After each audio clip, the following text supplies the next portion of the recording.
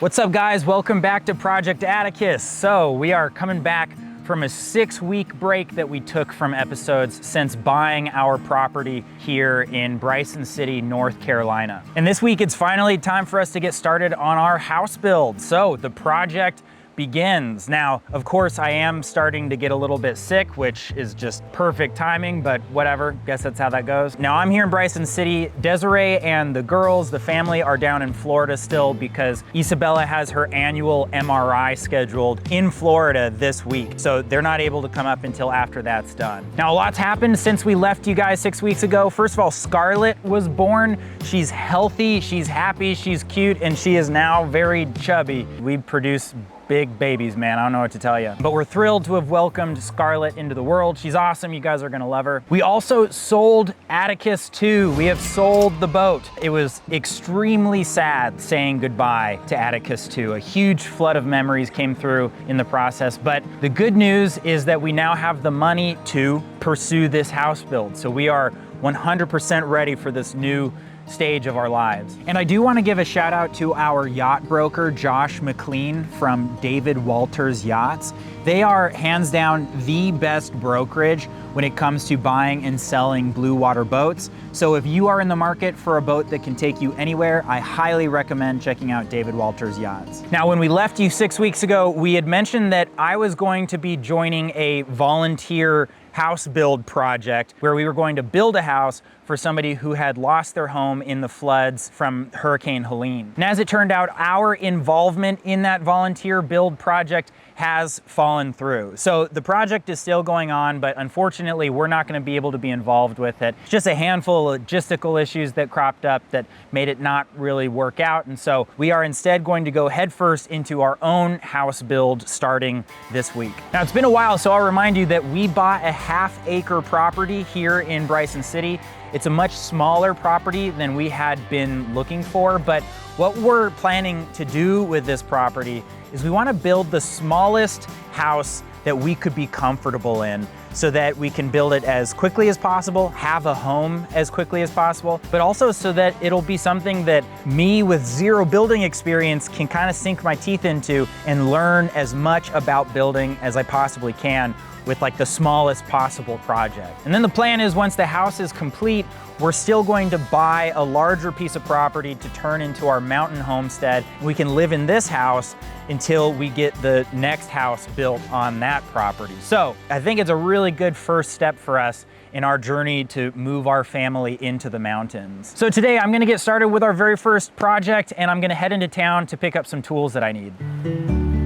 Bryson City is a relatively small town with a population just over 1,500 people and with 14,000 people living in the larger Swain County area. We chose Bryson City because of its proximity to world-class outdoor activities. The nearby Nantahala and Tuckasegee rivers are home to trout fishing, whitewater rafting, and kayaking. Fontana Lake is a super popular place for boating, swimming, and fishing, and the town is nestled against the Smoky Mountain National Park, which has some of the most beautiful hikes in the entire Southeast. Finally, the Great Smoky Mountains Railroad is an extremely popular tourist attraction and is a great way to see the stunning natural beauty that surrounds the town. But unlike some overly commercialized mountain towns, Bryson City has managed to retain a laid-back, authentic Appalachian charm. The downtown area is quaint with a mix of local shops, art galleries, breweries, and restaurants, and while the nearest Walmart and Home Depot are a 30-minute drive away, there's a really well-stocked Ace Hardware and Lumber Yard in town, which is where I was heading this morning. All right, so the very first thing that I want to do is I want to just get something done on the property. There's so much planning to do right now. I've got a structural engineer coming to the property. I've got a house designer on the hook to help us with the plans. Like, I've got all sorts of stuff like in the pipeline. But as I learned with Atticus 1, our first boat, I remember when we first bought the boat, I was talking to our neighbor in the boatyard. I was like, I don't know where to start. And he's like, listen, you got to do a bottom job. Just start sanding, right? Like, do something. So that's what I'm going to do. Today, I'm going to clear out the property. There's a bunch of weeds, small trees, debris that just needs to be removed. And so I'm going to be buying our first tools and equipment to start working on the property.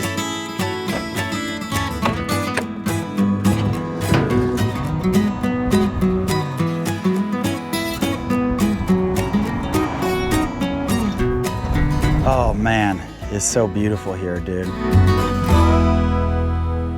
So as you can see, there's just a lot of light stuff over here. Over here, there's a bunch of brush and crap that I'd like to get rid of. Basically just to clean it up, you know, and all of this stuff that's on the retaining wall here. It'd be nice to just get rid of that, honestly, so that I can like have a clearer vision of how this is going to be a beautiful property. I got a bunch of new toys that whoa. Bad timing to get sick, but got a bunch of new toys today. One cool thing is I've got this Milwaukee pack out setup where I've got a lot of my tools in here. These are all like hand tools. I've got drills and just the stuff I use the most. And I got all the rest of my power tools in here. Cool thing is that, you know, we own this property, but we don't have anywhere to put all my tools. And so basically everything can fit in here under the cover. Just don't tell anybody about it so that nobody steals it, because that would be really bad. Okay, let's get the new tools. Okay, so we've got this big old trimmer. This is gonna help us take care of a whole lot of the brush out here. 2 different rakes. This is so fun, man. I'm like a property owner. I own things like rakes, but the big one that I'm excited about, electric chainsaw, baby. Oh, dude, this thing's gonna be so killer. It's so funny, like in so many ways, the main reason why I wanted to buy property and build a house was just to like own more tools and do cool stuff with them. So we're off to a good start.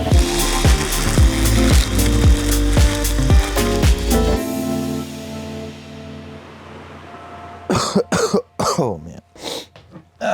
Okay, I ended up getting way more sick than I was hoping to get. And I rested all day yesterday, and then I was hoping today I'd be back up and running, and nope, I've spent all day in bed. Not getting nearly as much done this week as I had hoped. The big thing is that I've got a structural engineer who also dabbles as a geotechnical guy. He's gonna come to the property tomorrow to give me some advice on like basically the first steps I need to take on the property. I have no idea if I'm gonna feel up to it or not, so we'll see, fingers crossed. But I wanted to take the opportunity to show you my digs. So I'm staying in a tiny home Airbnb right now. Tomorrow, I actually move into a house that we're renting. Figured now's a great time for a tour of this tiny house because it is pretty sweet, dude. It's a total mess right now. Desiree's gonna be mad that I filmed it and showed you as is, but whatever. I don't got it in me to clean up.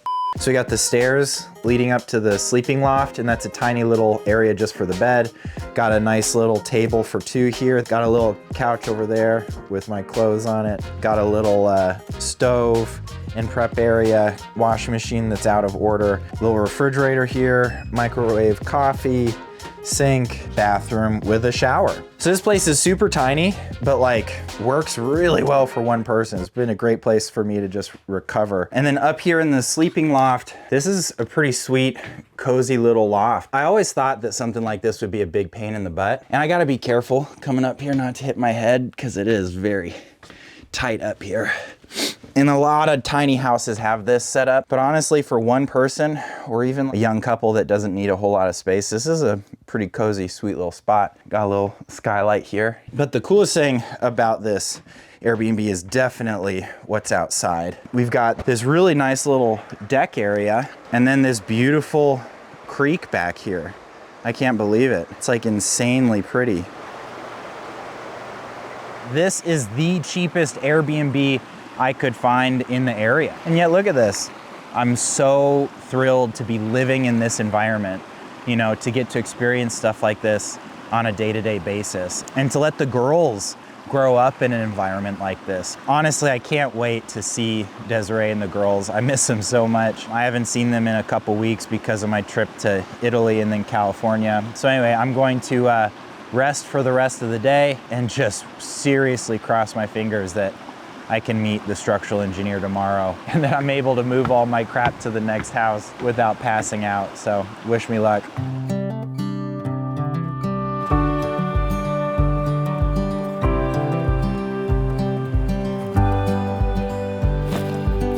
Holy shit, guys. Oh, man, this is day 3 of being sick.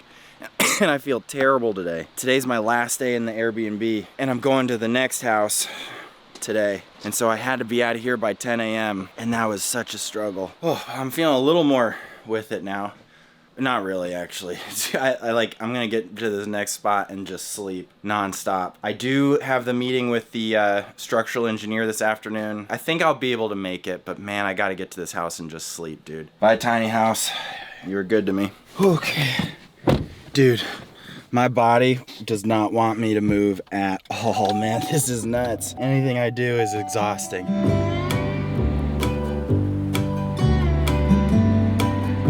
Okay, we made it. I'm just gonna leave all this crap in the car and just go sleep.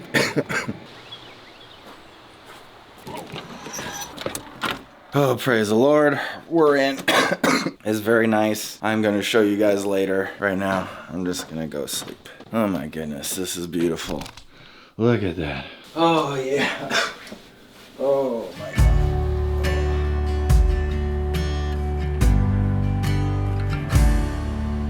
Okay, well, I was able to rest for the whole morning. I'm feeling, not all better, but I'm feeling a lot better, a lot more able to be up and about. So we got the structural engineer, Zach, ready for some questions? Absolutely. So my big one is with the cut in the hillside here in terms of worrying about erosion over time. Sure. Normally in a mountain scenario, you have a cut and they place a fill in front to widen the lot a little bit or to be able to show the lot, but fill is not technically allowed to be built on unless it's been properly compacted. Zach explained to me that most of the time, in order to create a flat build site in the mountains, a cut is made into a hillside and all the dirt that's removed is placed downhill as fill. But often that fill material is not properly compacted and would settle too much under the weight of a house. So generally speaking, half of the build site is cut into virgin earth that has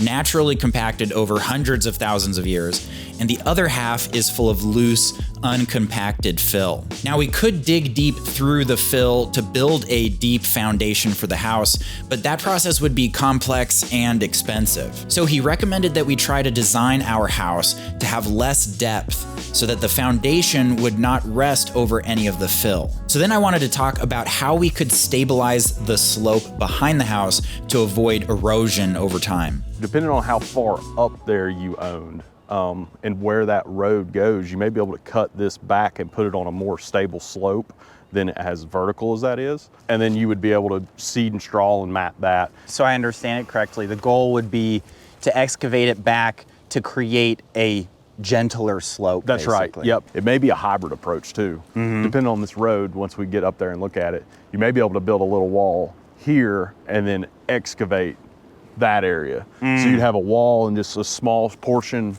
of the lot, and then have excavation that occurs.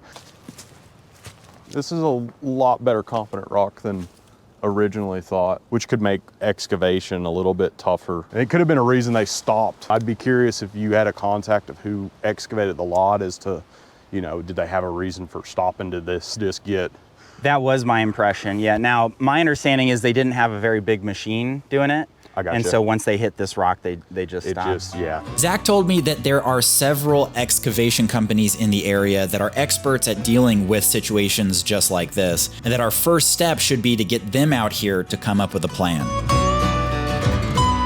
Since I had that conversation with the structural engineer, he really expressed that we need to, A, figure out our house plans and our design and finalize that, but B, we need to try to make the house plans like less deep, like as shallow as possible. So the house can be wide, but the more shallow we can make it, the better. I've found two plans that I like.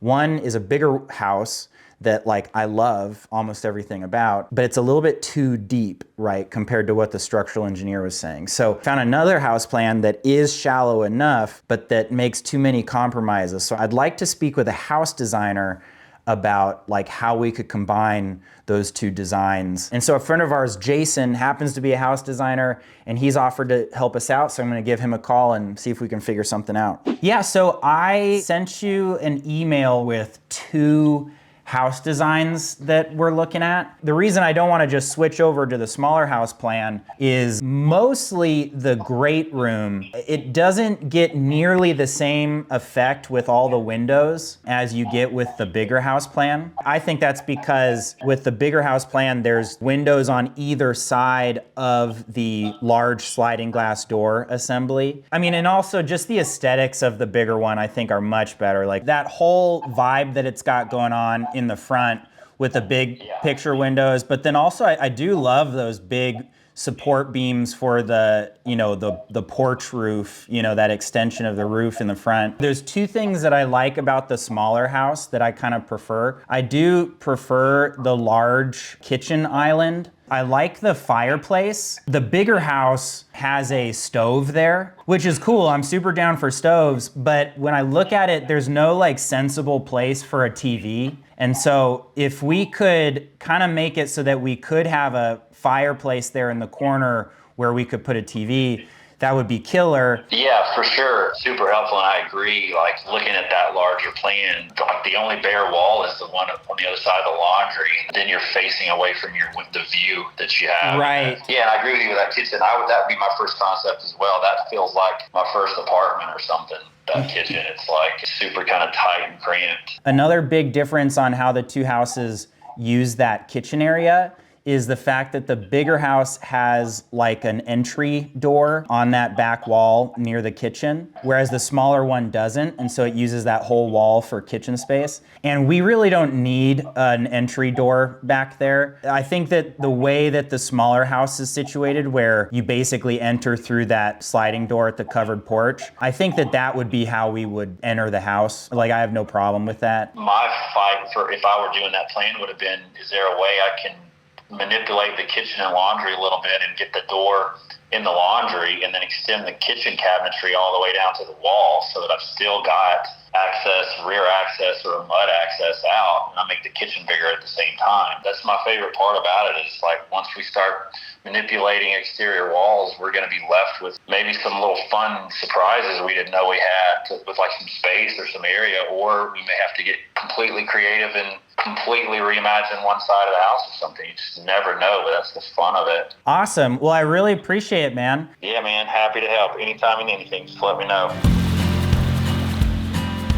That conversation went super well. I'm really pumped to be working with Jason from South Elevation Home Design. If you are in the market looking for someone to help you design your home, I would definitely recommend South Elevation. You can check them out at southelevation.com to learn more. I am starting to feel better, which is so good. This has been a super rough week, man. I can't believe it. I mean, I've got so much to try to get started on, and I just didn't have the energy to do hardly any of it. I really started to get pretty down about it, honestly. But I do remember vividly when we started the refit on our first boat, Atticus 1. I remember feeling extremely overwhelmed by how little I knew about working on and refitting boats. And I seriously questioned whether we would be able to actually do it or not. And I've been having really similar feelings this last week. But the good thing is we're coming into this having had that experience with Atticus 1 and with Atticus 2. I think the key for me is to just try not to get overwhelmed. And it's gonna help now that I'm not feeling sick. I'm gonna have a whole lot more energy. But even beyond that, I feel like if you start climbing up a mountain, you really need to avoid staring at the top of the mountain because it's really far away.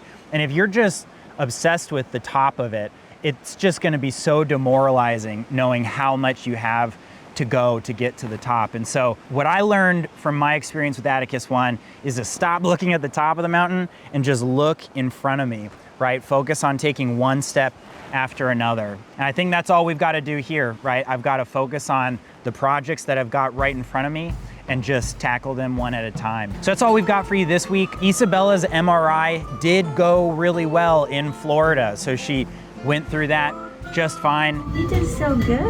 And we should get the results back shortly. But that means that Desiree and the family are ready to head up to North Carolina. So this next week, I'm gonna drive down, help get the family packed up and move up to this beautiful part of the country once and for all. So I hope you guys have a great week, and we will catch you guys next Saturday.